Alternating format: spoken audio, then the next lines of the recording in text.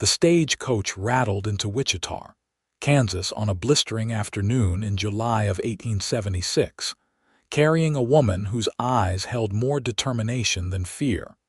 Despite the dust-caked journey that had brought her 2,000 miles from Boston, Natalie Morrison stepped down from the coach with careful grace, her traveling dress wrinkled beyond recognition, her dark hair fighting against the pins that tried to contain it. She clutched a worn leather satchel in one hand and kept the other pressed against her chest, where a faded photograph rested in the pocket of her dress.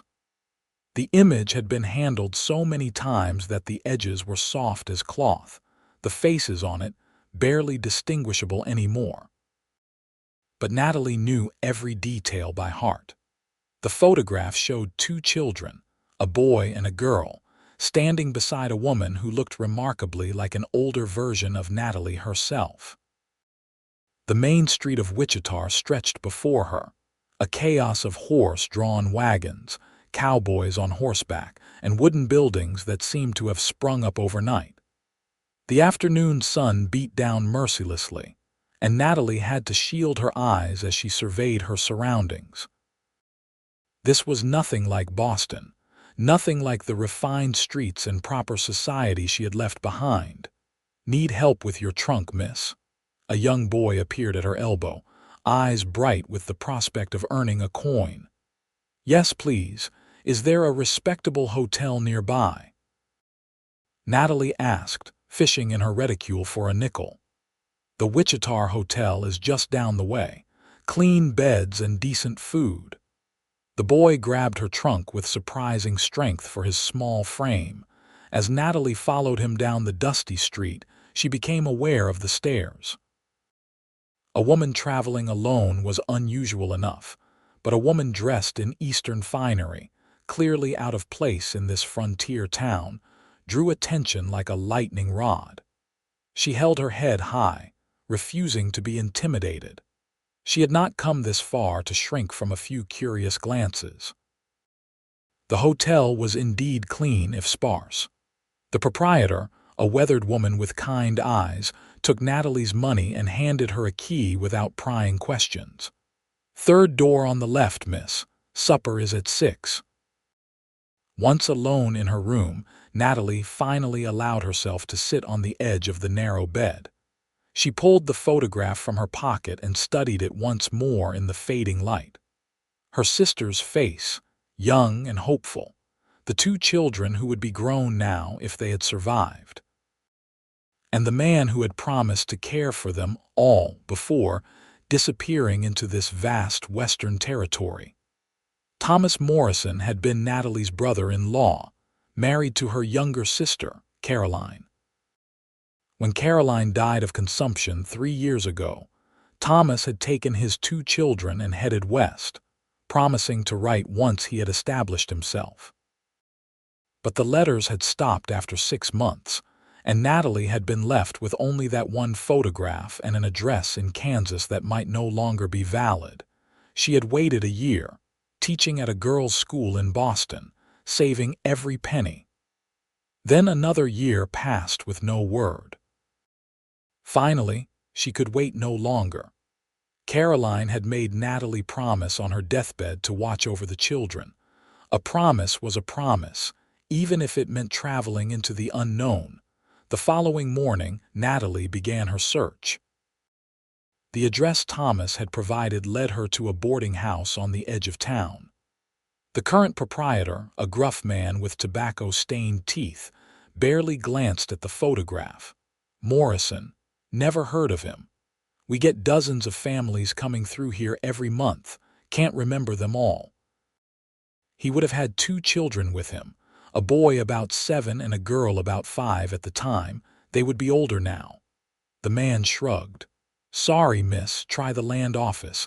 They keep better records than I do." The land office was more promising. A clerk with spectacles perched on his nose took her inquiry seriously, disappearing into a back room to consult ledgers. He returned shaking his head. "No, Thomas Morrison registered any land claims in this county, but that does not mean he is not here." Many men work for ranchers or other businesses without filing claims. Where would you suggest I look? The clerk thought for a moment. The sheriff might know. He keeps track of most folks passing through, and if you are asking around town, you might try the general store. Mrs. Patterson knows everyone's business. Natalie thanked him and headed for the sheriff's office. The heat was already oppressive, and she was grateful for the shade of the covered walkways that lined parts of the street. Cowboys tipped their hats as she passed, and she nodded politely, trying not to feel overwhelmed by the rough masculinity that seemed to permeate every corner of this town. The sheriff's office was a sturdy building near the center of town. Natalie pushed open the door and found herself face to face with a man who made her breath catch unexpectedly. He was tall, with broad shoulders that filled out his shirt in a way that suggested hard physical labor. His hair was the color of wheat in summer, slightly too long, curling at his collar. But it was his eyes that struck her most, a clear gray blue that seemed to see right through her careful composure. "Can I help you, miss?" His voice was deep, with a hint of concern that suggested he thought she might be in some kind of trouble. "I am looking for Sheriff Davis," Natalie said, trying to maintain her professional tone. "That would be my father. I am Deputy Wyatt, Xavier Wyatt." He stood, revealing his full height, and gestured to a chair. "Please sit down. You look like you have had a long journey." Natalie settled into the chair, suddenly aware of how travel-worn she must appear. "My name is Natalie Morrison. I have come from Boston searching for my brother-in-law, Thomas Morrison, and his 2 children. They came to Wichita about 3 years ago, but I have lost contact with them." Xavier pulled out a notebook, his expression turning serious. "Morrison, the name sounds familiar. Let me think." He drummed his fingers on the desk, his brow furrowed. "There was a Morrison who worked briefly at the Henderson Ranch, but that was a couple of years back. No children with him, though, as I recall." Hope flared in Natalie's chest. Could it be the same man? Perhaps the children were staying elsewhere, at a school or with another family. "It is possible. The Henderson Ranch is about 10 miles east of here. I could ride out there with you tomorrow, ask around.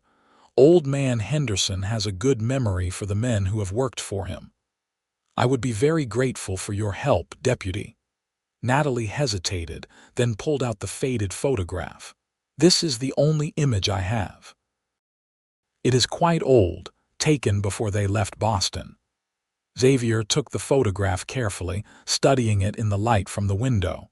His expression softened as he looked at the 2 children. "You have come a long way on very little information. They are family. My sister, their mother, died 3 years ago. I promised her I would look after them." Natalie's voice wavered slightly, and she cleared her throat, embarrassed by the show of emotion. "That is a promise worth keeping." Xavier handed the photograph back, his fingers briefly touching hers. The contact sent an unexpected warmth through her, and she pulled her hand back quickly. "I will check with my father when he returns. He has been sheriff here for 15 years. If your brother-in-law came through Wichita, there is a good chance he will remember. Thank you. I am staying at the Wichita Hotel. I will come by in the morning around 8. We can ride out to the Henderson place together. Do you know how to ride, Miss Morrison?" Natalie lifted her chin. "I may be from Boston, but I am not completely helpless, Deputy. I have ridden since I was a child." A smile tugged at the corner of Xavier's mouth. "I meant no offense. It is just that some Eastern ladies are not accustomed to the kind of riding we do out here. The terrain can be rough. I am not some fragile flower, Deputy Wyatt. I have traveled 2,000 miles alone to find my family. I think I can manage a 10-mile ride." The smile became a full grin, transforming his serious face into something almost boyish. "I believe you can, Miss Morrison. I will arrange for a suitable horse." As Natalie left the sheriff's office, She found herself thinking about Deputy Xavier Wyatt more than was probably proper. There was something about his direct gaze and quiet competence that inspired confidence. And he had not looked at her with the condescension she had feared, the assumption that a woman alone was helpless or foolish. She spent the rest of the afternoon at the general store, where Mrs. Patterson proved to be as knowledgeable as the land office clerk had suggested. The round-faced woman listened to Natalie's story with sympathetic clucks of her tongue. "Morrison, you say, with 2 little ones?" Mrs. Patterson pursed her lips, thinking. "I do recall a man with that name, though I cannot say for certain he had children. He bought supplies here for a while, always paid in cash. But that was quite some time ago. He might have moved on. Many do, you know. Kansas is not always what folks expect when they come west." "Do you remember anything else about him? Where he was staying? What kind of work he was doing?" "He mentioned working for one of the ranches, but I could not say which. There are half a dozen big operations around Wichita and dozens of smaller ones." Mrs. Patterson leaned forward conspiratorially. "But I will tell you this. I have a good sense for people, and that man seemed troubled. Like he was running from something, or towards something he could not quite find." The description fit. Thomas had been devastated by Caroline's death, barely functional in those last weeks before he left Boston. Natalie had tried to convince him to stay, to let her help with the children, but he had been determined to make a fresh start somewhere new, away from the memories. That evening, Natalie ate a solitary supper in the hotel dining room and retired early. But sleep did not come easily. She lay awake listening to the unfamiliar sounds of the frontier town, horses passing on the street, distant laughter from a saloon, the occasional bark of a dog. She thought about the children, wondering what they looked like now. The boy, Henry, would be about 10. The girl, Rose, would be 8. Did they remember their Aunt Natalie? Did they even remember their mother? And she thought, despite herself, about Xavier Wyatt. The way his eyes had softened when he looked at the photograph. The way he had taken her seriously, treated her as capable rather than fragile. She had not expected to find such a man in Wichita. She had not expected to feel that small flutter of attraction that she had worked so hard to suppress over the years. At 24, Natalie had resigned herself to spinsterhood, dedicating her life to teaching and now to finding her sister's children. Romance was not part of her plan, but plans, as she was learning, had a way of changing. Xavier arrived at the hotel precisely at 8 the next morning, leading 2 horses. One was a placid-looking mare with gentle eyes. The other was a taller gelding, clearly his own mount. He had changed from his deputy's vest and wore simple riding clothes that somehow made him look even more capable. "Good morning, Miss Morrison. This is Daisy. She is as sweet-tempered as they come." Natalie approached the mare and offered her hand for the horse to sniff. Daisy nuzzled her palm and Natalie smiled. "She is lovely. Thank you for arranging this." Xavier helped her into the saddle, his hands respectful but steady at her waist. The contact, even through layers of fabric, made her pulse quicken. She settled herself, grateful for the divided riding skirt she had purchased before leaving Boston, a practical concession to Western travel that would have scandalized her friends back home. They rode east out of Wichita as the morning sun climbed higher. The landscape was beautiful in its own stark way, all rolling prairie and endless sky.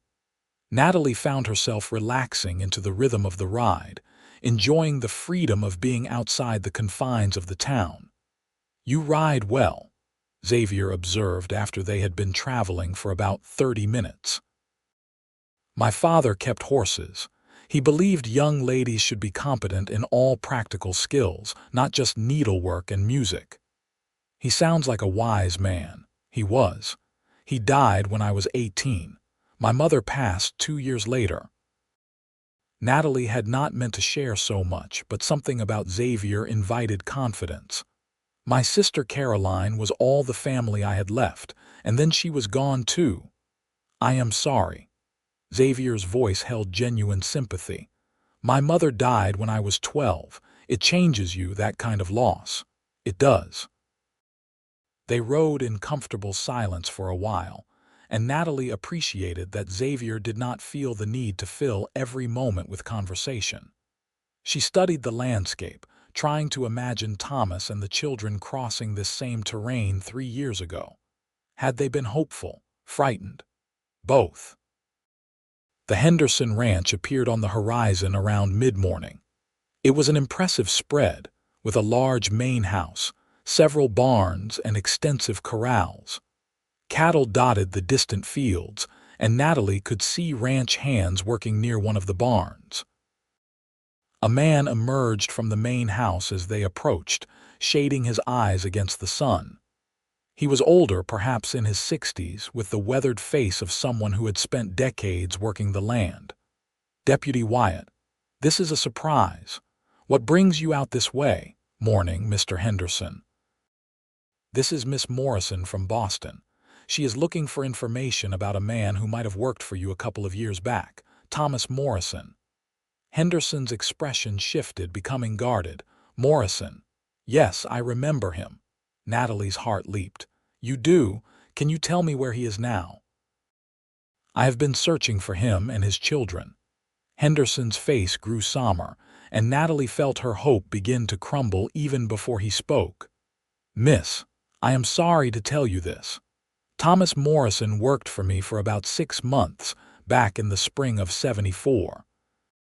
He was a good worker, quiet, kept to himself. But one day he did not show up for work. We found him in his bunk.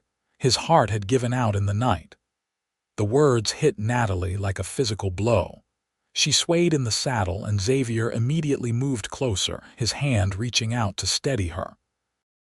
"Are you certain?" Her voice sounded distant to her own ears. "Could there have been a mistake?" "I am sorry, miss. There was no mistake. The doc confirmed it. We buried him in the town cemetery. There is a marker." "The children," Natalie managed. "He had 2 children with him, a boy and a girl." "What happened to them?" Henderson frowned. "Children? Miss, there were no children with Morrison when he worked here. He bunked with the other single men, never mentioned any family at all." Natalie felt tears threatening and blinked them back furiously. "That cannot be right." "He left Boston with his son and daughter. They would have been with him." "I am telling you what I know. Morrison was alone when he came here and alone when he died." Henderson's tone was not unkind but firm. "If he had children, they were not with him on this ranch." Xavier guided his horse even closer to Natalie's. "Mr. Henderson, could someone else on the ranch have seen the children? Maybe Morrison left them in town." "I suppose it is possible, but why would a man leave his children behind and come work on a ranch? It does not make sense." But Natalie's mind was racing. Something Mrs. Patterson had said came back to her. The man had seemed troubled, like he was running from something. What if Thomas, in his grief and desperation, had done something terrible? What if he had left the children somewhere, unable to cope with the responsibility of raising them alone? "Can you tell me anything else about him?" Natalie asked, fighting to keep her voice steady. "Did he have any friends? Anyone he talked to regularly?" Henderson thought for a moment. "He spent some time with one of my other hands, a young fellow named Pete Carson. Pete is still working here. I can call him over if you would like." "Yes, please." Henderson sent a ranch hand to fetch Pete Carson. While they waited, Xavier dismounted and helped Natalie down from her horse. Her legs felt shaky, and she was grateful for his steadying presence. "We will find them," Xavier said quietly. "If the children are in Kansas, we will find them." Pete Carson turned out to be a lanky young man in his early 20s, with an open, honest face. He seemed nervous when Henderson explained what they wanted, twisting his hat in his hands. "I remember Tom Morrison, sure. Nice fellow, though sad. Always seemed like he was carrying a heavy weight. Did he ever mention his children to you? Natalie asked. Pete hesitated, and Natalie's heart began to pound. He did mention them once, yeah. We were sitting outside one evening and he had been drinking a bit. He said he missed his kids terrible, but he could not take care of them proper. Said he had left them somewhere safe. Where? Natalie stepped forward urgently. Where did he leave them? He did not say exactly, just that they were with good people who would raise them right. He said it about broke his heart, but he thought they would be better off without him. Pete looked down at his boots. He made me promise not to tell anyone. Said he did not want folks thinking he was a bad father, but seeing as he is gone now, I suppose it does not matter. Natalie felt torn between relief and anguish. The children had been alive at least 3 years ago, but where were they now? And why would Thomas have abandoned them? Did he say anything else? Anything about where they were or who was caring for them? Xavier asked. Just that it was before he came to the ranch. He said he had done what was necessary and now he had to live with it. They thanked Pete and Henderson and rode back toward Wichita in heavy silence. Natalie's mind was churning with possibilities, each more worrying than the last. Where would Thomas have left 2 young children? An orphanage, with a family. And how would she ever find them now? We will check every orphanage and church in the territory if we have to, Xavier said, as if reading her thoughts. There are not that many in Kansas. We will find them, Miss Morrison. I give you my word. Something in his tone made Natalie look at him.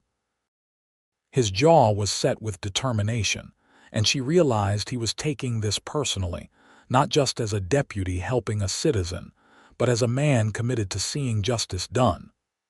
Why are you helping me? She asked. You do not know me. This is not really a matter for the sheriff's office. Xavier was quiet for a long moment. When I was 12 and my mother died, my father could have given up. He was a mess, drinking too much, barely able to function.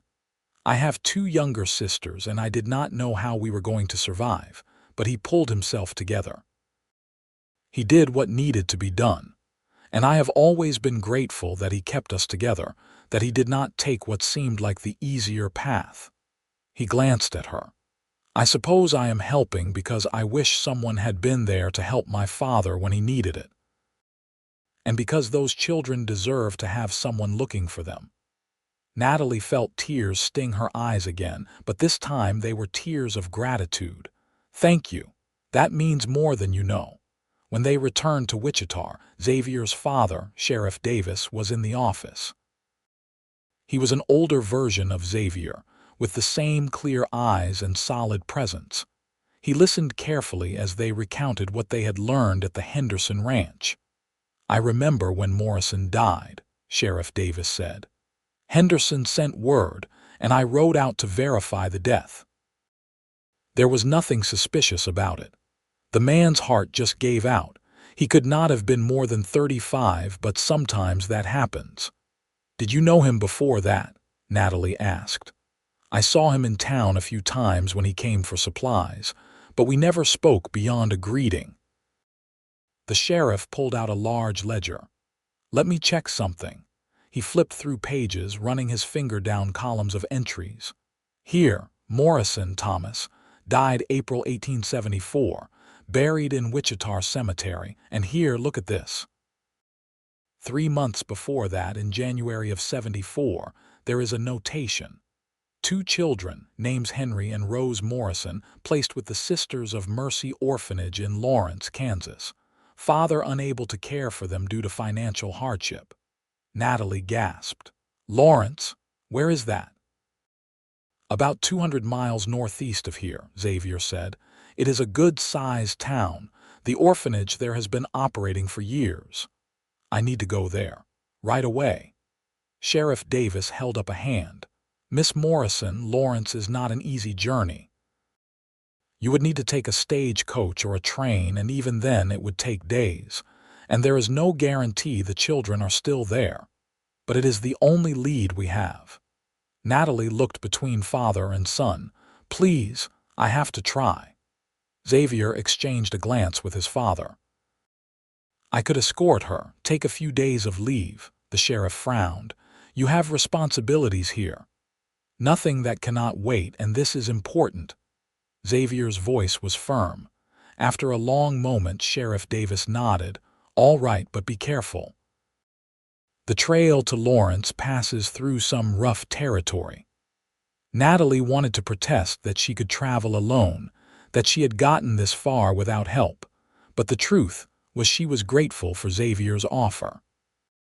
The prospect of navigating another unfamiliar journey by herself was daunting, and she was beginning to trust this steady, capable man who had appeared in her life so unexpectedly. We will leave tomorrow morning, Xavier said. There is a stage that runs to Lawrence 3 times a week. If we hurry, we can catch the morning departure. That evening, Natalie packed her few belongings and tried to calm her racing thoughts. Tomorrow she might find the children. Tomorrow she might finally be able to keep the promise she had made to Caroline. But a new worry had emerged. Even if she found Henry and Rose, would they remember her? Would they want to leave the only home they had known for the past 3 years to go with a virtual stranger? And beneath all of that was another, more complicated feeling. She was growing attached to Xavier Wyatt in a way she had not anticipated. The thought of returning to Boston without him left an ache in her chest that had nothing to do with her search for the children. She pulled out the faded photograph once more, studying Caroline's face. Her sister had been happy once, full of hope for the future. She had loved Thomas deeply, had trusted him completely. What had driven him to make the choice he had made, to leave his children in an orphanage? Had it truly been for their benefit, or had he simply been unable to cope with the weight of grief and responsibility? Natalie would probably never know the answer. But she could honor her sister's memory by finding those children and giving them the love and security they deserved.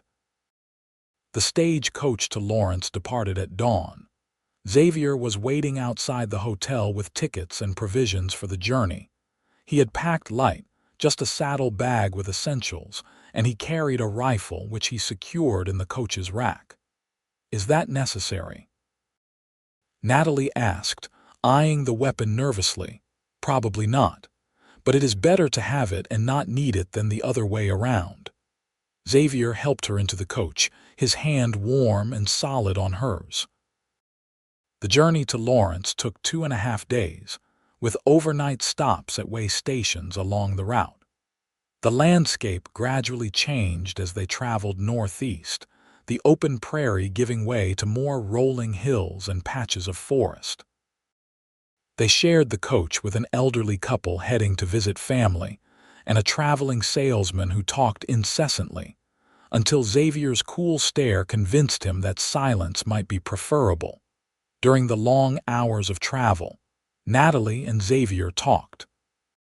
She told him about her life in Boston, about teaching at the girls' school, about the students she had left behind. He told her about growing up in Kansas, about learning to be a lawman from his father, about his 2 sisters who were now married and living in other towns. "Do you ever think about leaving Wichita?" Natalie asked during the second day of travel.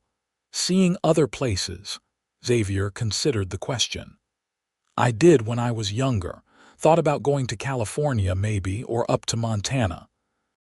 But then my father needed help with the sheriff's work, and I realized I liked Wichita. I liked knowing the people, being part of something stable." He smiled slightly. "It is not an adventurous answer. I think it is admirable, knowing what you want and being content with it." Natalie looked out the window at the passing landscape. "I always thought I knew what I wanted too, a quiet life teaching, saving enough to be independent, but now I am not so sure. What changed? This, I suppose, coming west, searching for the children. It has made me realize how small my world was." She glanced at him.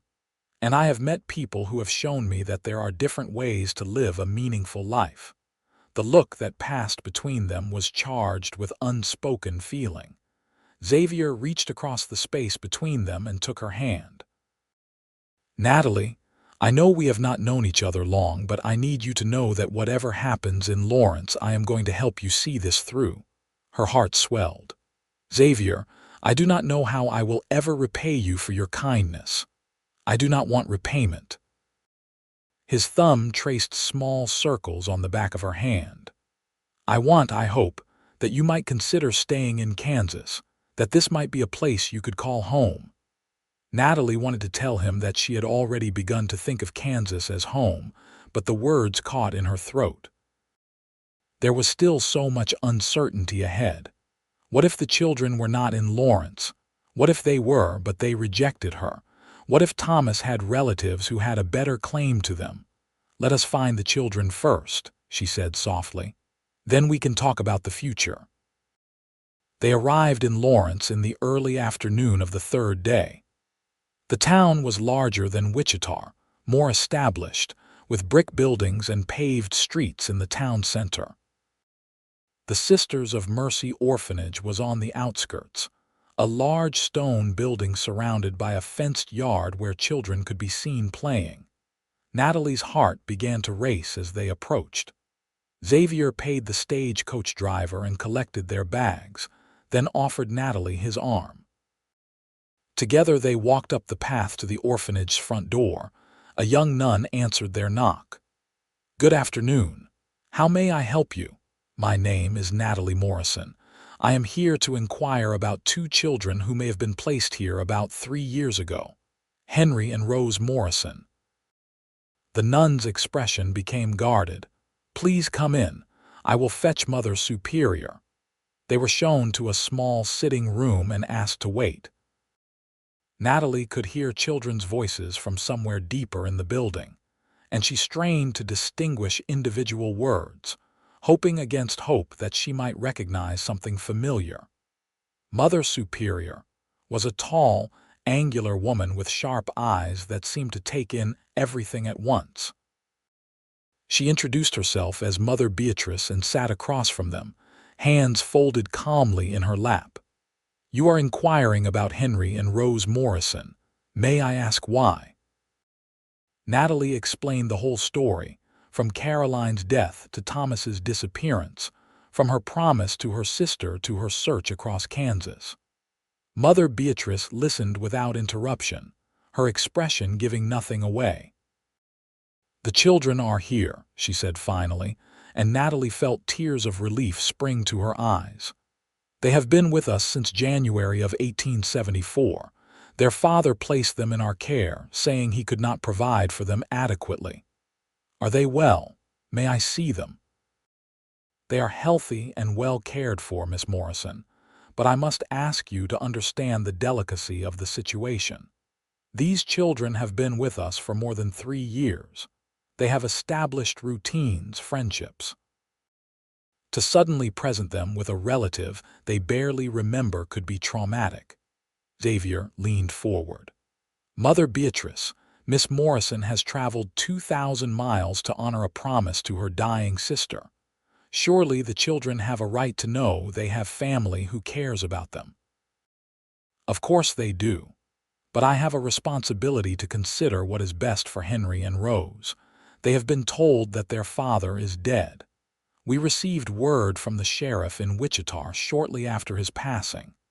The children grieved, as was natural, but they have adjusted. They have found stability here." Natalie felt panic rising. "I am not trying to disrupt their lives. I just want to see them, to know that they are safe and cared for, and to let them know that I am here if they need me." Mother Beatrice studied her for a long moment. "Very well.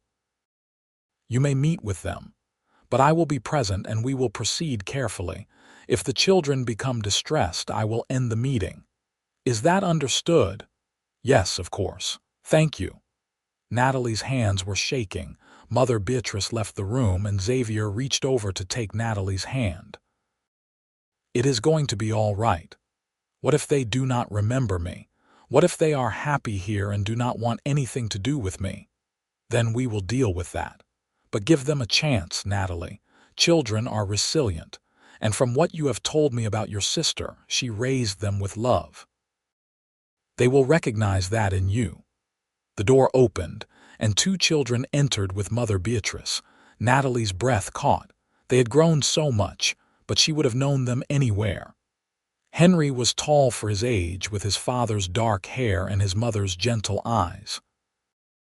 Rose was smaller, delicate, with curls that reminded Natalie achingly of Caroline. "Children, this is Miss Morrison. She has traveled a very long way to see you." Henry's expression was wary, but Rose looked curious. "Are you our aunt?"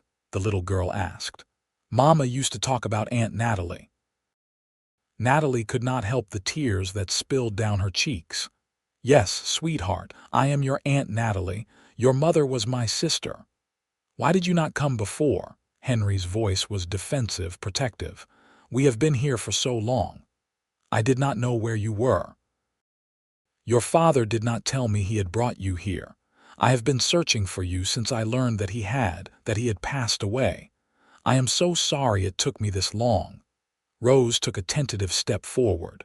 "Do you really remember Mama?" "I remember her very well. She was the kindest, most loving person I have ever known, and she loved you both more than anything in the world." Natalie pulled out the faded photograph. "Look, I have carried this with me all the way from Boston. This is you and your mother and Henry." Rose came closer to look at the photograph. Her small fingers traced the faded image of Caroline. "I do not remember her face anymore. Not really." "I can tell you about her," Natalie said softly.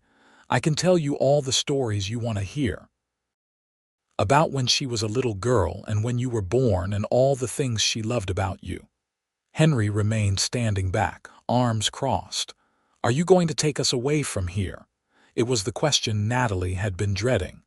"I do not know yet, Henry. I need to talk with Mother Beatrice about what is best for you and Rose, but I want you to know that I am here now. You are not alone. You have family who loves you. Father said he loved us too, and then he left us here." Henry's voice cracked. "He said he would come back, but he never did." Xavier spoke for the first time. "Your father got sick, son. His heart gave out. He did not choose to leave you. Death chose for him." Henry looked at Xavier as if seeing him for the first time. "Are you Aunt Natalie's husband?" "No, I am Deputy Xavier Wyatt from Wichita. I have been helping your aunt search for you." "Oh." Henry seemed to relax slightly at the clarification. The meeting continued for another hour, with Natalie telling the children stories about Caroline, answering their questions as honestly as she could. Rose warmed to her quickly, sitting beside her on the sofa and leaning against her shoulder. Henry remained more guarded, but Natalie could see him slowly beginning to let his defenses down. Finally, Mother Beatrice stood. "Children, it is time for afternoon lessons. Say goodbye to your aunt for now." "Will you come back?" Rose asked, looking up at Natalie with hopeful eyes. "Yes, sweetheart, I will come back tomorrow and the day after that. I am not going anywhere." After the children left, Mother Beatrice invited Natalie and Xavier to her office to discuss the situation more fully. "Miss Morrison, I can see that you care deeply for the children, but I must be frank with you. The orphanage exists to provide stability for children who have none. If you intend to disrupt that stability, I need to know your plans." Natalie took a deep breath.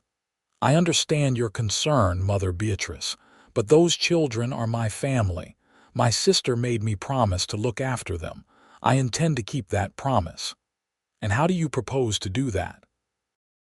"You are an unmarried woman, I assume. Do you have the means to support 2 children?" "I have savings. I can teach. I will find a way." Mother Beatrice shook her head. "It is not that simple. The laws regarding custody are complex. And I have a responsibility to ensure that any child leaving this orphanage is going to a proper home." Xavier cleared his throat. "Mother Beatrice, what exactly would constitute a proper home in this situation?" "Ideally, A married couple with stable income and a permanent residence. Someone who can provide not just for the children's physical needs, but for their education and moral development. And if Miss Morrison could meet those requirements, Xavier asked, then we could discuss the matter further. But as things stand now, I cannot simply release 2 children to a single woman traveling alone, no matter how well-intentioned she may be. Natalie felt her hope crumbling again. She had found the children, but that might not be enough. The orphanage had legal custody, and Mother Beatrice clearly took her responsibility seriously. "How long do we have to make arrangements?" Xavier asked. "I will give you a week. Miss Morrison may visit the children during that time.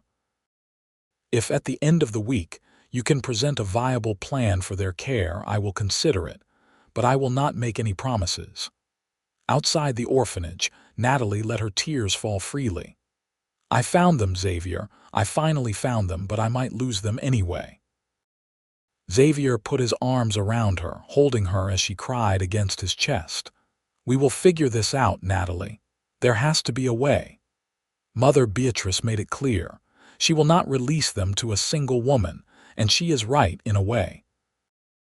"How can I provide them with a stable home when I do not have one myself?" Natalie pulled back to look at him.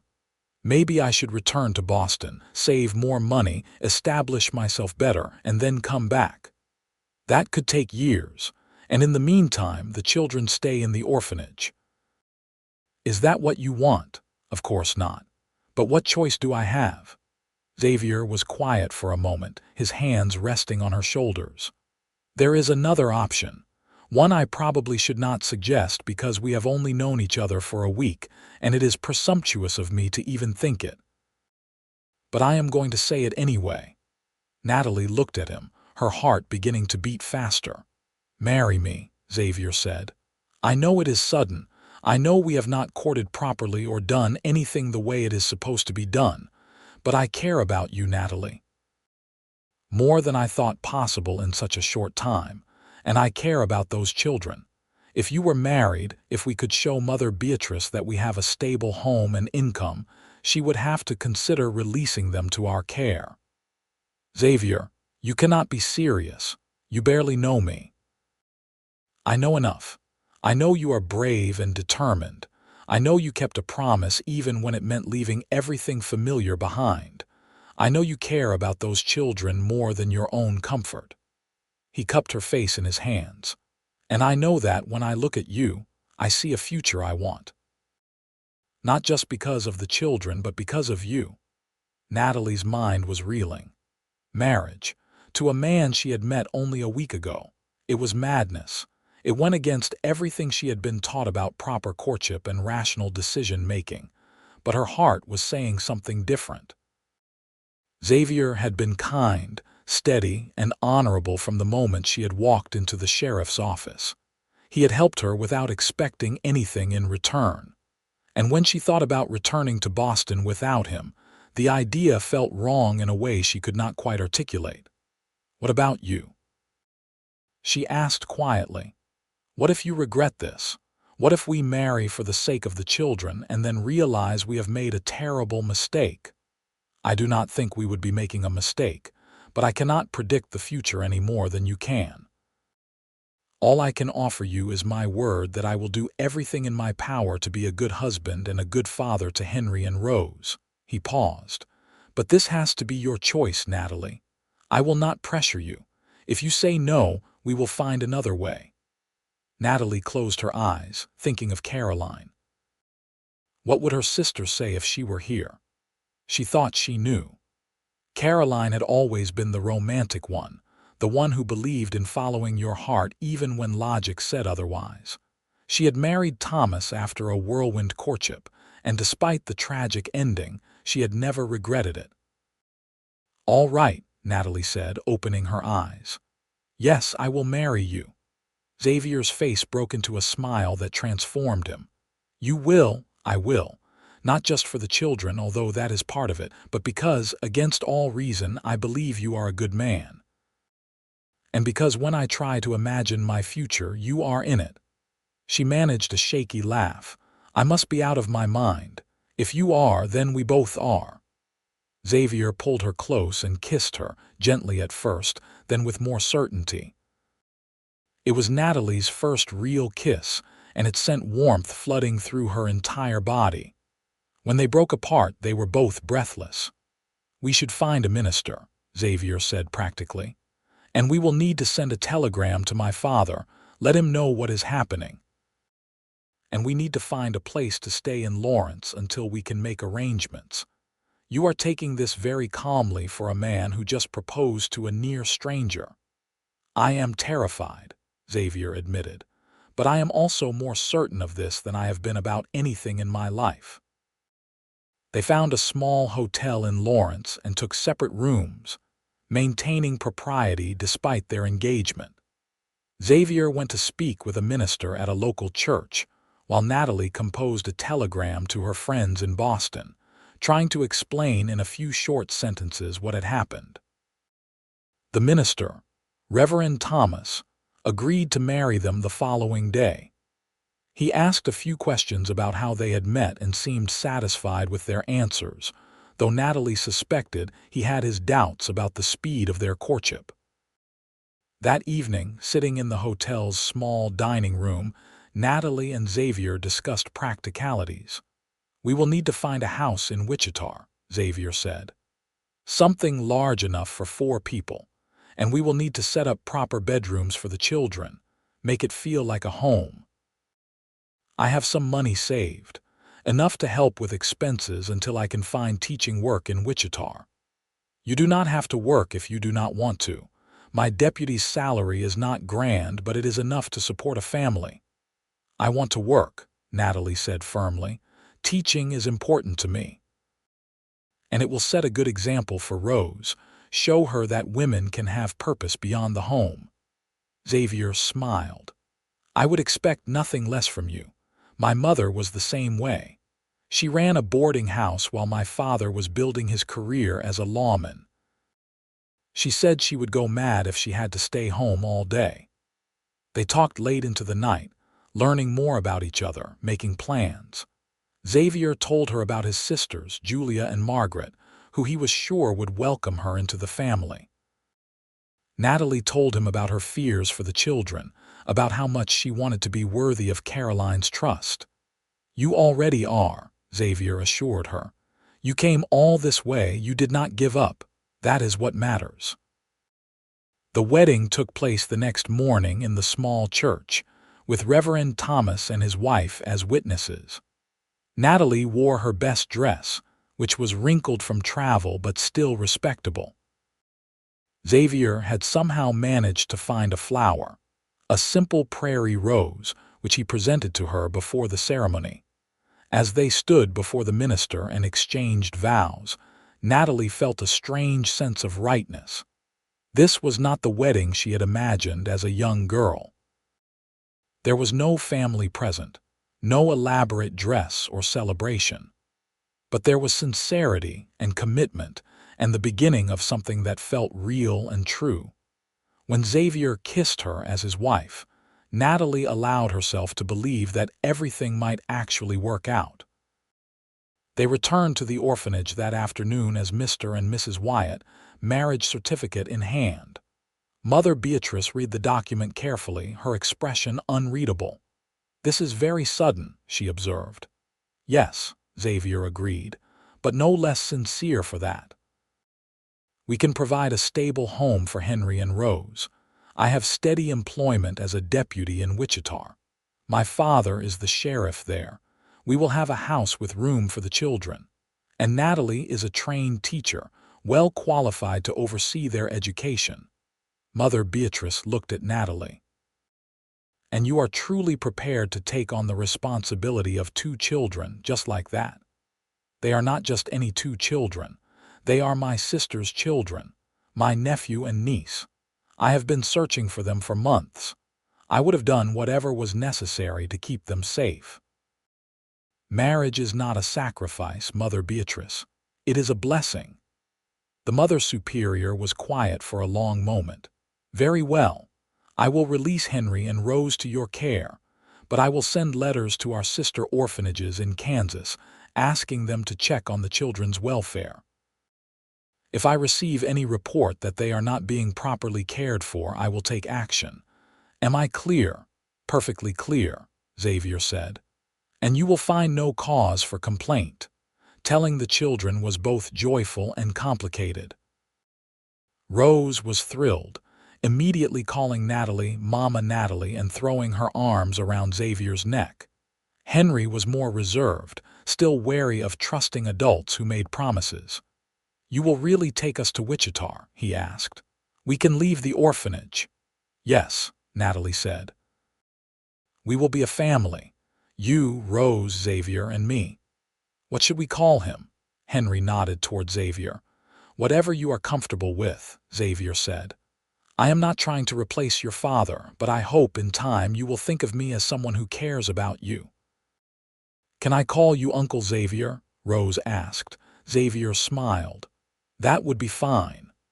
"I will just call you Xavier for now," Henry said, testing the boundaries. "That is fine too." They spent the next 2 days preparing for the journey back to Wichita. The children had few possessions, mostly clothes and a few small toys. Rose insisted on bringing a doll that was missing an arm, and Henry carefully packed a set of carved wooden animals that another boy at the orphanage had given him. On their last evening in Lawrence, Natalie tucked the children into bed in the hotel room they were all sharing. Rose fell asleep almost immediately, exhausted from the excitement of the day. But Henry stayed awake, looking at the ceiling. "Are you all right?" Natalie asked softly, sitting on the edge of his bed. "I am scared," Henry admitted. "What if we get to Wichita and you change your mind? What if you do not want us anymore?" Natalie's heart ached. "Henry, I promise you that will never happen. I searched for you for so long. I am not going to let you go now that I have found you. Father said things like that too, and then he left us at the orphanage. I know. And I cannot imagine how hard that must have been for you, but your father was sick, in his heart and in his mind. He thought he was doing the right thing, even if it hurt. But I am not sick. I am strong and I am determined, and I am going to make sure you and Rose have the kind of life your mother wanted for you." Henry was quiet for a moment. "Will you tell us about Mama?" "Real things, not just that she was nice and loved us. I want to know what she was like." Natalie spent the next hour telling Henry about Caroline. She told him how his mother used to climb trees despite their father's protests, how she had once hidden a stray cat in her bedroom for a week before their parents found out, how she had loved to sing, even though she could not carry a tune. She told him about the day Caroline had married his father, how radiantly happy she had been. And she told him how much Caroline had wanted children, how she had cried with joy when Henry was born. By the time Natalie finished, Henry's eyes were wet, but he was smiling. "She sounds like she was a good mama. She was the best, and she loved you so much. I am glad you came to find us, Aunt Natalie." "I am glad too." The journey back to Wichita was different from the trip out to Lawrence. Xavier had purchased train tickets for all of them, which was faster and more comfortable than the stage coach. The children were fascinated by the train, pressed against the windows watching the landscape rush by. Natalie found herself watching Xavier as much as the scenery. He was patient with the children's endless questions, and he had a gentle way of guiding them without being stern. He let Rose sit on his lap when she got tired, and he played word games with Henry to pass the time. She could see him growing into his role as a father figure, and it made her heart swell with affection. In the rare, quiet moments when both children were napping, Xavier would take Natalie's hand, his thumb tracing circles on her palm. They did not talk much, but the silence was comfortable, full of unspoken understanding. "Are you having second thoughts?" Natalie asked him once. "Not for a second, you." "No, I keep thinking I should be terrified. We just turned our entire lives upside down, but mostly I just feel grateful." "I feel the same way." Xavier smiled at her. "Though I will admit, I am a little nervous about introducing you to my father and sisters. They are going to have a lot of questions." "I can handle questions. I am a teacher, remember." They arrived in Wichita on a bright September afternoon in 1876. Sheriff Davis was waiting at the train station, and his expression when he saw them was priceless. Shock, confusion, and then slow comprehension as he took in the wedding rings and the two children. "Dad, this is my wife, Natalie," Xavier said, his arm around her waist. "And these are her nephew and niece, Henry and Rose. We got married in Lawrence 3 days ago." Sheriff Davis looked between them, opened his mouth, closed it, then shook his head with a laugh. "Well, I suppose I should not be surprised. You always did make decisions quickly." He extended his hand to Natalie. "Welcome to the family, Natalie, and welcome to you too, Henry and Rose. I am Sheriff Davis, but you can call me Grandpa Davis if you like." Rose immediately liked the idea and started chattering about all the things she wanted to do in Wichita. Henry was more reserved, but seemed reassured by the sheriff's friendly demeanor. The first challenge was finding a place to live. Xavier had been staying in a small room above the sheriff's office, which was clearly not suitable for a family. They spent the next week in the hotel while searching for a house to rent. They found a modest 2-story house on the edge of town with 3 bedrooms, a kitchen, and a small yard. It needed work. The walls needed fresh paint and the floors were scuffed, but Natalie could see its potential. Xavier put down the first month's rent immediately. The next few weeks were a whirlwind of activity. They purchased furniture, much of it second-hand but sturdy. Natalie sewed curtains for the windows. Xavier built a shelf for Henry's carved animals and repaired the wobbly leg on Rose's bed. The children were enrolled in the local school, where Natalie had a long conversation with the teacher about their education and the gaps that needed to be filled. Xavier's sisters came to visit, curious to meet the woman their brother had married so suddenly. Julia was 26, married to a farmer, with 2 young children of her own. Margaret was 21, recently married to a storekeeper in a neighboring town. Both were warm and welcoming, though Natalie could see the questions in their eyes. "Do not mind us," Julia said as they sat in Natalie's new kitchen drinking tea. "We are just shocked. Xavier has always been so careful, so deliberate about everything. And then suddenly he sends a telegram saying he is married." "It was unusual," Natalie admitted. "But I think, sometimes, the most important decisions are the ones that feel right, even if they do not make logical sense." Margaret smiled. "I like you already, and those children are darling. Rose followed me around the whole time asking questions." As autumn settled over Kansas, Natalie found herself falling into a rhythm. She took a part-time teaching position at the school, working 3 days a week. The rest of her time was spent caring for the house and the children. Xavier continued his work as a deputy, often coming home with stories about minor disputes and occasionally a more serious matter that required his attention. The children were adjusting, though not without challenges. Rose had nightmares sometimes, crying for her mother in the middle of the night. Natalie would hold her, stroking her hair, singing the lullabies Caroline used to sing. Henry struggled with his schoolwork, angry at the world for taking so much from him. Xavier spent patient hours with him in the evenings, helping with arithmetic and rating, never raising his voice even when Henry's frustration boiled over. It was during one of these difficult evenings that Natalie realized she had truly fallen in love with her husband. They had married out of necessity, drawn together by circumstance and a spark of attraction. But watching Xavier work with Henry, seeing the care he took with both children, Understanding the depth of his commitment, she knew her feelings had grown into something much deeper. That night, after the children were asleep, she told him so. They were sitting on the porch enjoying the cool evening air. Xavier had his arm around her shoulders, and she was leaning against him, feeling the solid warmth of his presence. "Xavier, I need to tell you something." "That sounds serious." "It is. Or maybe it is not, I do not know." She took a breath. "When we got married, it was practical, a solution to a problem, but somewhere along the way it became more than that, at least for me. I love you.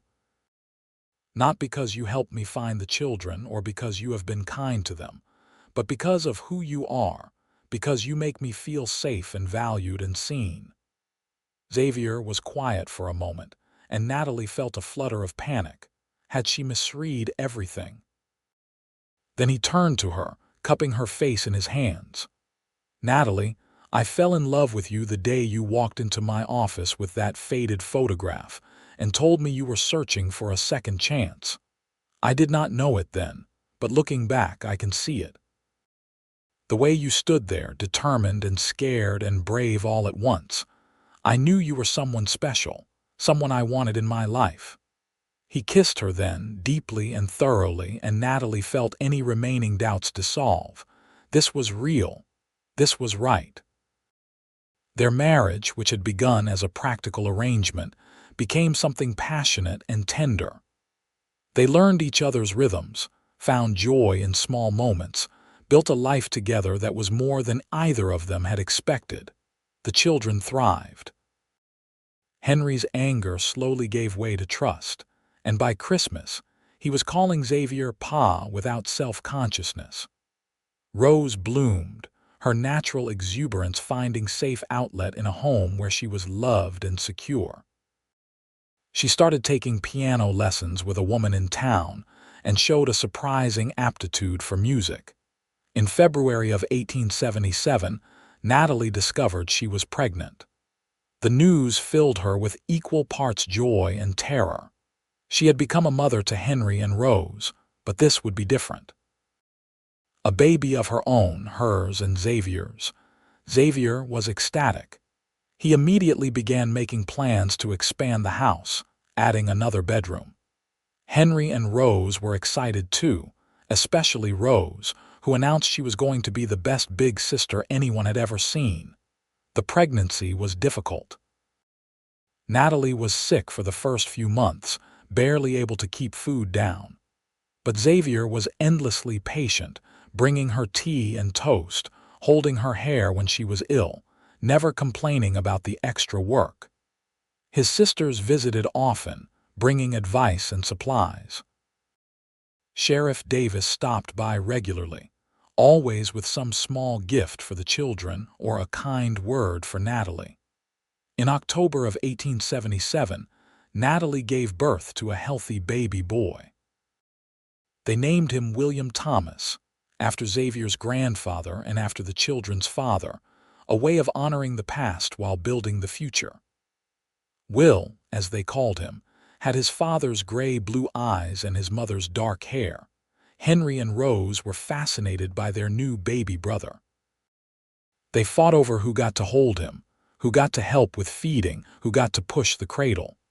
Natalie watched them with tears in her eyes, thinking of Caroline. Her sister would have loved this, would have been so happy to see her children thriving in a real family. The years passed in a blur of busy, happy chaos. Will learn to walk, then to talk, then to run at full speed through the house, much to everyone's amusement and occasional frustration. Henry grew into a serious, thoughtful young man, interested in law and justice like his adoptive father. Rose's talent for music continued to develop, and by the time she was 12, she was playing at church services and town events. In 1880, Natalie gave birth to a daughter, Eleanor Caroline, named for Xavier's mother and for Natalie's sister. Ellie was a sunny, easy baby who seemed to smile at everyone. Rose took her role as big sister seriously, often carrying Ellie around like a doll, much to Natalie's amusement. Xavier was promoted to sheriff when his father retired in 1881.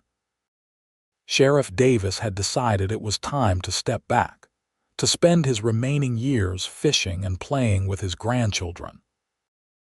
Xavier took on the role with the same steady competence he brought to everything, and Natalie was proud of him, even as she worried about the increased danger that came with the position. But their life was not without challenges. In 1882, a man came to town claiming to be a relative of Thomas Morrison, demanding custody of Henry and Rose. He was a cousin, apparently, who had learned of Thomas's death and decided the children should be with blood family. The prospect of losing Henry and Rose was devastating. They were not children anymore. Henry was 17 and Rose was 15, but legally they were still minors. Xavier used his position as sheriff to investigate the cousin's claims, and what he found was troubling. The man had debts all over the territory and a reputation for gambling. It became clear he was interested in the children not out of love, but because he believed they might have inherited something from Thomas. The matter went before a judge. Natalie and Xavier presented evidence of the stable, loving home they had provided for the children for 6 years. Henry and Rose both testified that they wanted to stay with the Wyatts. Henry's testimony was particularly powerful. "These people are my parents," he said, looking at the judge. "Not by blood, maybe, but by choice and love. They found us when we were alone. They gave us a home. My father, my real father, he loved us, but he could not take care of us. Xavier and Natalie can, and they do." The judge ruled in the Wyatts' favor. The cousin left town angry, but Henry and Rose stayed home where they belonged. That evening, Natalie hugged Henry tight. "I am so proud of you. What you said today, it meant everything. I just told the truth. You and Pa saved us, and I am not going to forget that, not ever." In 1883, Henry graduated from school and announced his intention to study law. Xavier helped him find an apprenticeship with a lawyer in Topeka, and though it was hard to see him leave home, Natalie was bursting with pride. Her nephew, Caroline's son, was going to make something of himself. Rose continued her music studies and began teaching piano to children in town. She was courted by several young men, but she was in no hurry to marry, enjoying her independence and her place in the family.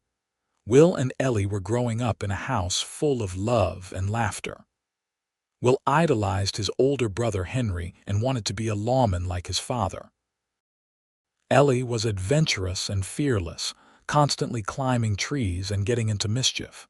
In 1885, Xavier built an addition onto their house, creating a larger parlor and an extra bedroom.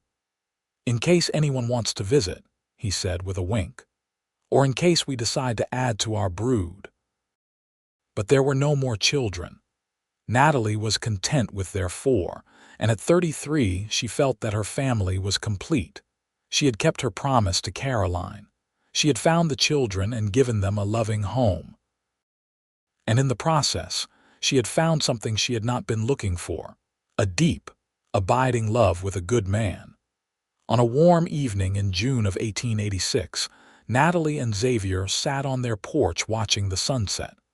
Will and Ellie were playing in the yard, their laughter carrying on the breeze. Rose was inside practicing a new piece of music. Henry was away in Topeka but would be home to visit in a few weeks. "Do you ever regret it?" Natalie asked. "The way we started, marrying someone you barely knew." Xavier pulled her closer. "Not for a single moment, do you?" "No. I was thinking about the day I arrived in Wichita. I was so scared, so uncertain. I had that faded photograph and a desperate hope that I could find 2 children I barely remembered. I was searching for a second chance, a way to keep my promise to Caroline, and I found so much more than I expected." "We both did." Xavier kissed her temple. "Sometimes I think about that photograph, about how faded it was, Like the past was slipping away, but you held on to it. You did not let it fade completely. I think Caroline would be happy, knowing that her children are safe and loved, knowing that we built this life together. I think she would be more than happy. I think she would be grateful, just like I am grateful every day that you walked into my office searching for a second chance. The sun dipped below the horizon, painting the sky in shades of orange and pink.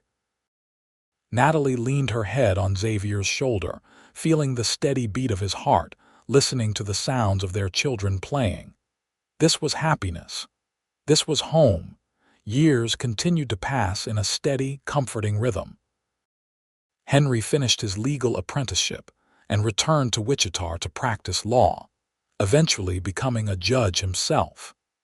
He married a kind-hearted young woman named Sarah in 1889, and they gave Natalie and Xavier their first grandchildren, twin boys born in 1890.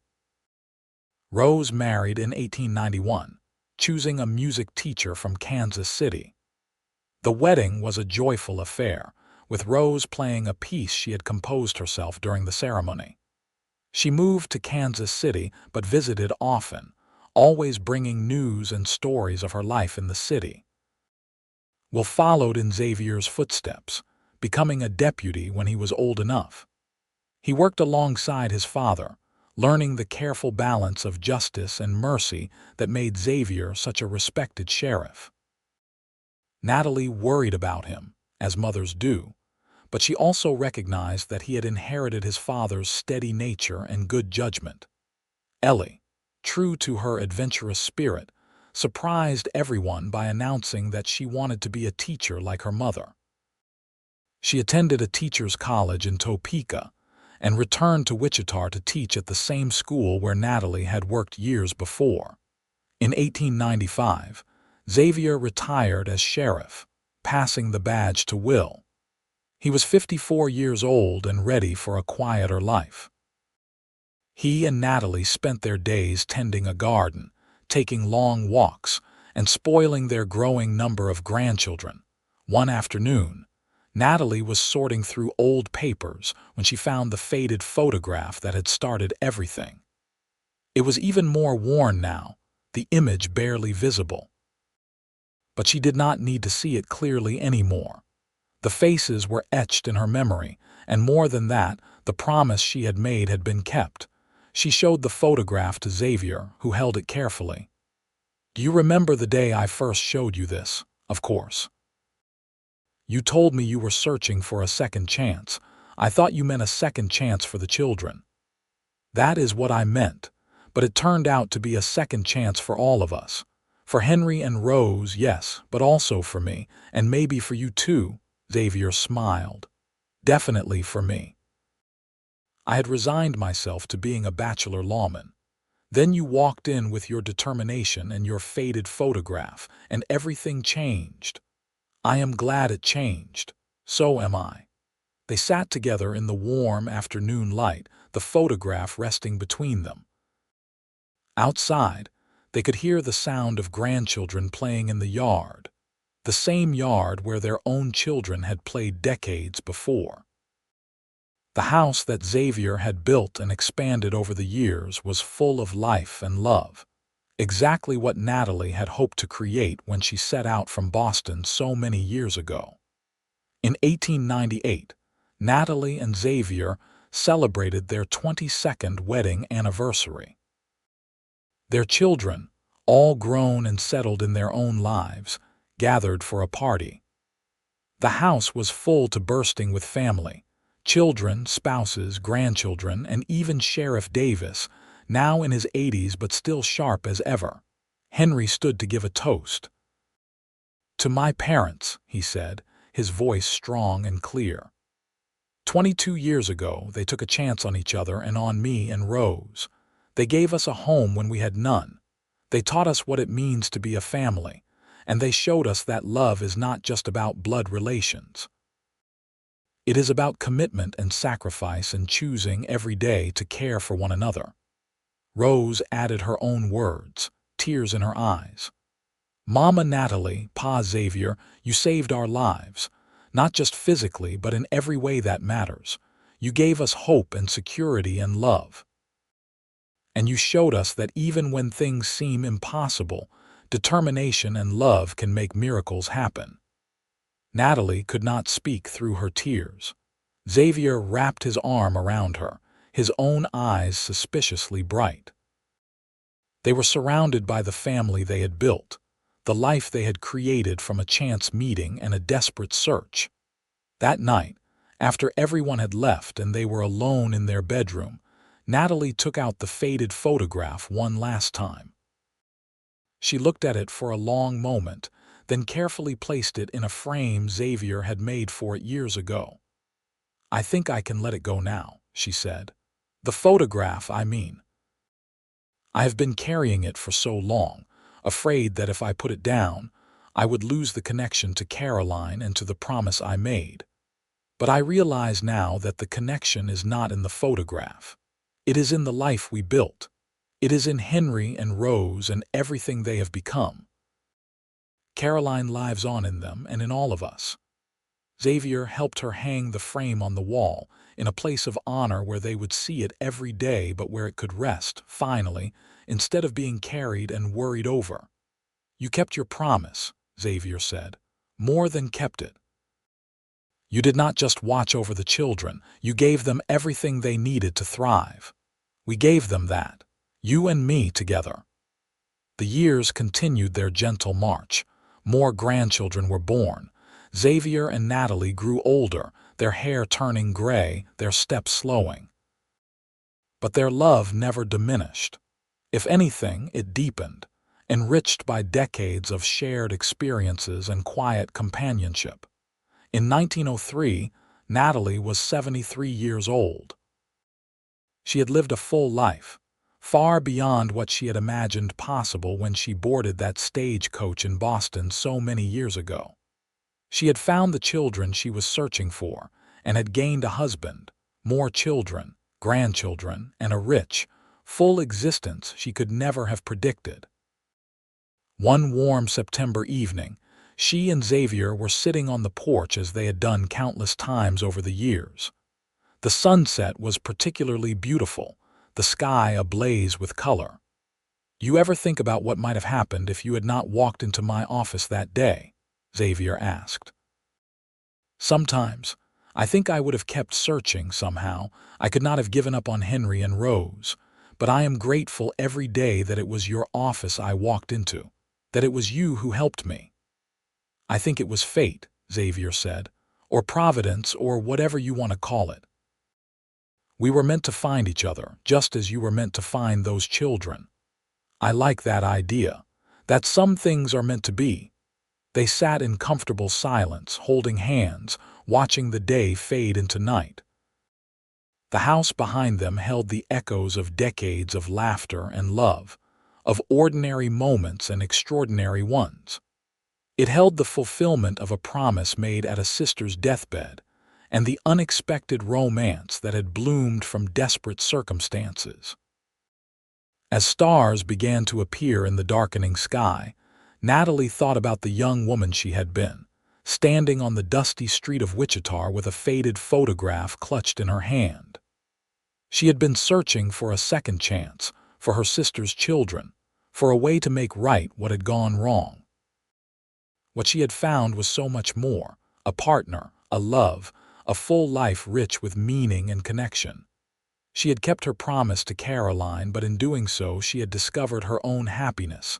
Xavier squeezed her hand gently. "What are you thinking about?" "Everything. The whole journey. How one decision, one moment of courage can change the course of a life. Or multiple lives," Xavier amended. "You changed Henry and Rose's lives. You changed mine. You changed the lives of all our children and grandchildren. We changed them together." Natalie leaned her head on his shoulder. "That is the best part. I did not have to do it alone." In 1907, Natalie and Xavier celebrated their 30th wedding anniversary. The party was even larger than the one for their 20th, with children, grandchildren, and now even a great-grandchild in attendance. Henry's twin boys had grown and married, and one of them had just welcomed a baby girl into the world. Natalie held the infant in her arms, marveling at the tiny perfection of her. "What is her name?" she asked. "Caroline," Henry's son said, "after Grandma Natalie's sister." "We thought it was fitting." Natalie's eyes filled with tears. The circle was complete. Her sister's name would live on, carried by a new generation who would never know the woman herself but would carry her legacy forward. That evening, as the celebration wound down and family members began to depart, Natalie found herself alone for a moment in the parlor. She looked at the faded photograph on the wall, still visible despite the years. "I did it, Caroline," she whispered. "I found them. I kept them safe. And they have built wonderful lives. You would be so proud." She felt Xavier's presence behind her, his hand gentle on her shoulder. "She would be proud of you too, not just for finding the children, but for everything you built, everything you became. I could not have done it without you. We were a team from the start, even when we did not know it yet." Natalie turned to face him, this man who had been her partner for 30 years. His face was lined now, his hair completely gray, but his eyes were the same clear blue-gray that had caught her attention that first day. And the love she saw in them was deeper and richer than anything she could have imagined. "I love you, Xavier Wyatt. I love you, Natalie Wyatt, today, tomorrow, and all the days after that." They stood together in the parlor, surrounded by the evidence of the life they had built. Pictures lined the walls now. Not just the faded photograph, but images of children and grandchildren, of weddings and celebrations, of ordinary moments made precious by love. The journey that had begun with a desperate search and a faded photograph had led to this. A home filled with love, a family bound not just by blood but by choice and commitment, and a love story that had started with practicality and grown into something profound and enduring. Natalie had boarded that stagecoach in Boston searching for a second chance to keep a promise. What she had found was a lifetime of second chances, each day an opportunity to choose love, to build something meaningful, to honor the past while creating the future. And as she stood in the embrace of her husband, listening to the sounds of their family around them, she knew without doubt that every difficult moment, every uncertain decision, every leap of faith had been worth it. The faded photograph had brought her to Kansas. Love and determination had kept her there. And Xavier Wyatt had given her a reason to call this wild, beautiful place home. Years later, when Natalie was in her final days, surrounded by her children and grandchildren, she asked Xavier to bring her the photograph one last time. He took it down from the wall where it had hung for decades and placed it gently in her hands. She traced the barely visible faces with her finger, her own face peaceful. "I kept my promise," she said softly. "You did more than that," Henry said, his voice thick with emotion. "You gave us everything." Rose took her hand. "We love you, Mama Natalie. I love you all, so very much." Natalie looked at Xavier, at the man who had been by her side for 35 years. "Thank you for helping me find them. Thank you for building this life with me." "It was my honor," Xavier said, his voice breaking. "Every single day." Natalie Morrison Wyatt passed away peacefully in the spring of 1910, surrounded by the family she had fought so hard to keep together. Her funeral was attended by seemingly half of Wichita, people whose lives she had touched through her teaching, her kindness, and her example. Xavier lived another 5 years, cared for by his children and spending his days telling stories about their mother to the grandchildren and great-grandchildren. He kept the faded photograph on his bedside table, and often people would find him holding it, lost in memories of the brave woman from Boston who had walked into his life with determination in her eyes and hope in her heart. When Xavier died in 1915, he was buried beside Natalie in the Wichita cemetery. His tombstone bore a simple inscription: "Beloved husband, father, grandfather." He helped a lost woman find what she was searching for, and in doing so, found everything himself. Henry and Rose, now in their 50s with children and grandchildren of their own, stood at their parents' graves after the funeral. The brother and sister had weathered life's storms together, anchored by the love and security that Xavier and Natalie had provided. "You remember the orphanage?" Henry asked. "Bits and pieces," Rose said. "Mostly I remember the day Aunt Natalie came for us, how scared I was that it was too good to be true. I was angry that day, angry at the world, angry at our father for leaving us, but she did not give up on us. Neither did Uncle Xavier. Pa." Rose smiled through her tears. "They saved us.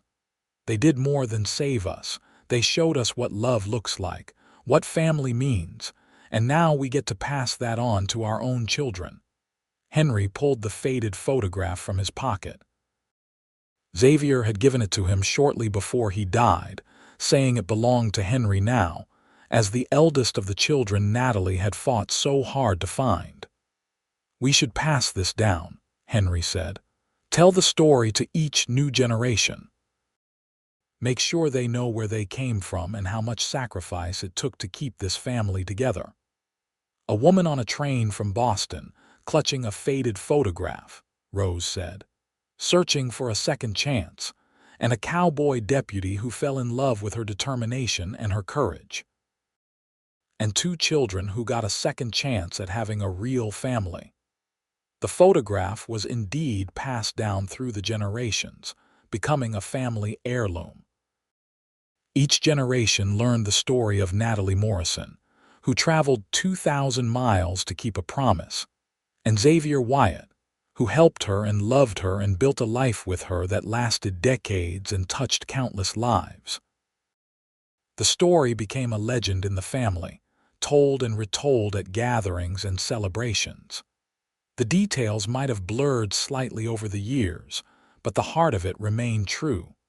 Love, determination, and the power of keeping a promise could create miracles. In the present day, descendants of Henry and Rose still live in Kansas.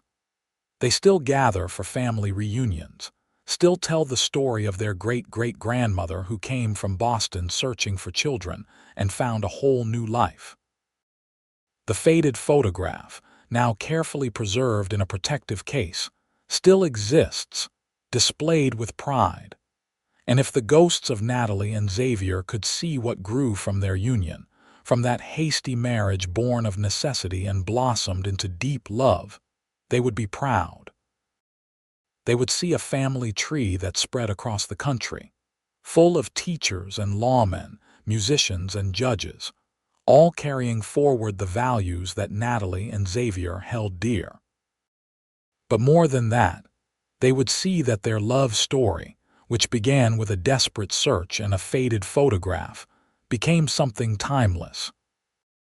It became a reminder that sometimes the most important journeys are the ones we do not plan, that the deepest loves can grow from the most unexpected beginnings, and that keeping a promise can lead you exactly where you are meant to be.